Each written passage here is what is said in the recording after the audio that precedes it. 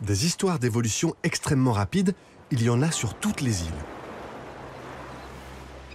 Et on a eu vent d'une découverte dans les Caraïbes qui bouscule la théorie darwinienne.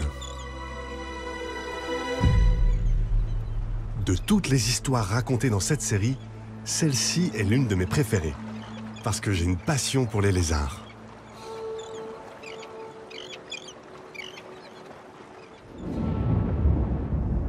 On est en 2017, c'est la saison des cyclones.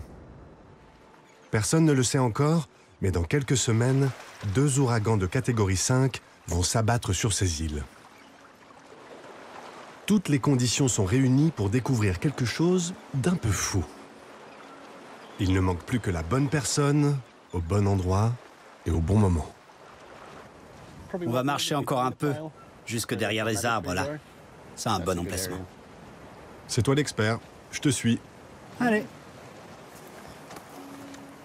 Comme moi, Anthony Herrel a un truc avec les lézards. Je fais partie des quelques personnes dans le monde qui s'y connaissent plutôt bien en lézards. Donc oui, je suis un expert en lézards.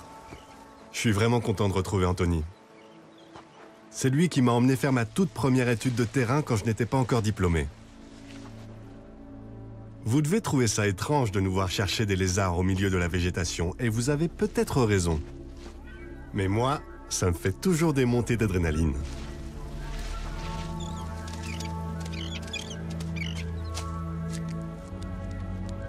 Anthony recherche une population très particulière de tout petits lézards, avec une histoire grosse comme ça à raconter. Anolis cryptus ne vit que sur quelques îles de la région. Il s'appuie sur ses qualités de grimpeur et sur sa vitesse dans la compétition pour la nourriture et les partenaires.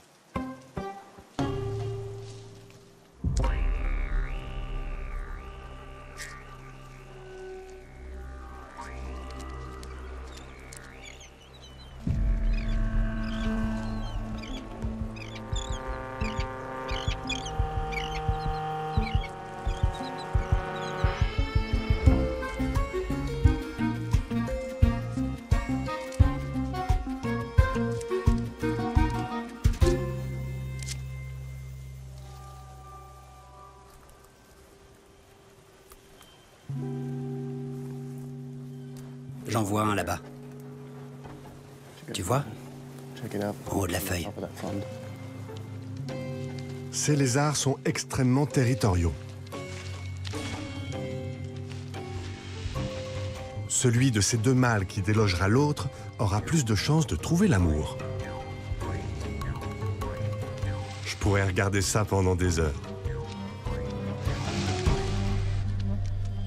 Mais Anthony n'est pas venu regarder des lézards se battre. Il est venu en attraper.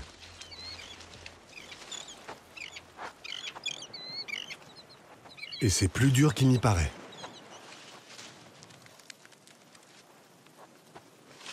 Il réalise actuellement ce que nous, chercheurs, appelons une étude de référence. Allez, bonhomme.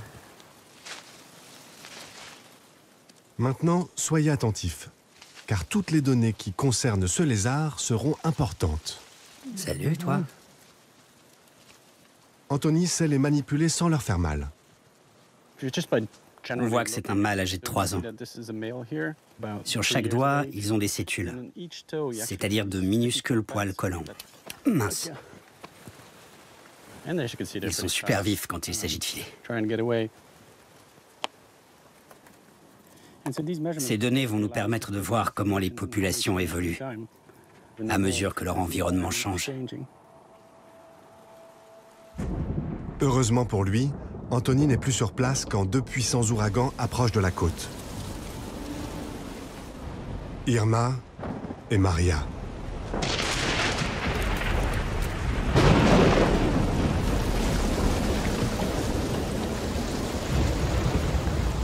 L'œil du cyclone se dirige maintenant vers les îles Turks et Caïcos avec des vents potentiellement catastrophiques pouvant atteindre les 280 km/h.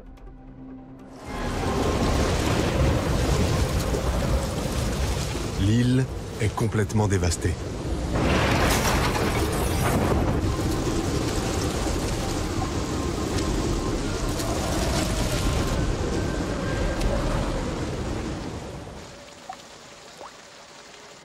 Anthony s'interroge.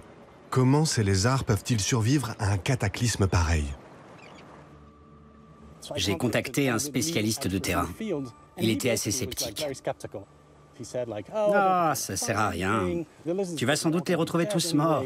C'est pas la peine d'y aller.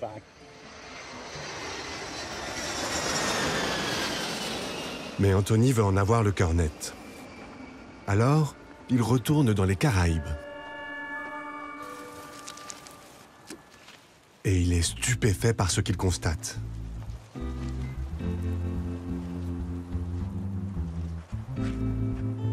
Les lézards qu'il mesure ont en moyenne des doigts plus larges et des pattes antérieures plus longues. En plus de ça, en poursuivant son étude, il s'aperçoit qu'ils ont transmis ces caractéristiques à leurs petits.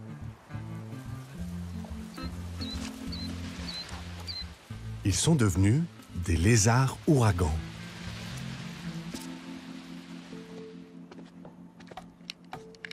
Pour comprendre le phénomène, Anthony va jusqu'à recréer les conditions d'un ouragan à l'aide d'un appareil souffleur de feuilles. Je pensais qu'il allait quitter son support pour échapper au souffle, mais il s'est contenté de s'abriter derrière.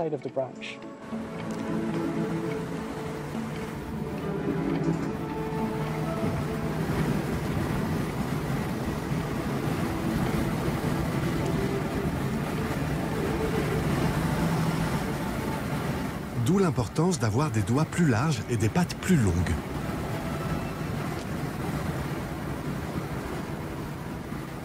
Une plus grande surface de cétule lui permet de mieux adhérer au support. Et grâce à ses pattes antérieures, il peut se cramponner. Et chose étonnante, ces lézards ouragans présentent même un aérodynamisme différent.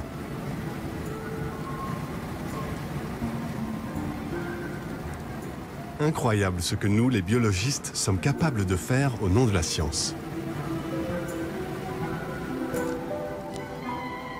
Le travail d'Anthony montre que l'évolution de ces lézards est extrêmement rapide. Plus rapide même que celle des pinsons des Galapagos.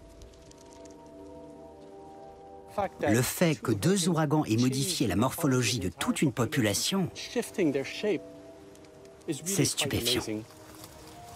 Les ouragans sont ce que nous appelons dans notre jargon des événements sélectifs. On sait maintenant que les changements liés à l'évolution qui, selon Darwin, se produisaient sur des millions d'années, peuvent être déclenchés par un seul cyclone dévastateur. Et sur une planète qui se réchauffe, où ce type de catastrophe devrait augmenter de 13% dans les 40 prochaines années, ça fait du bien de savoir que certaines populations peuvent s'en sortir.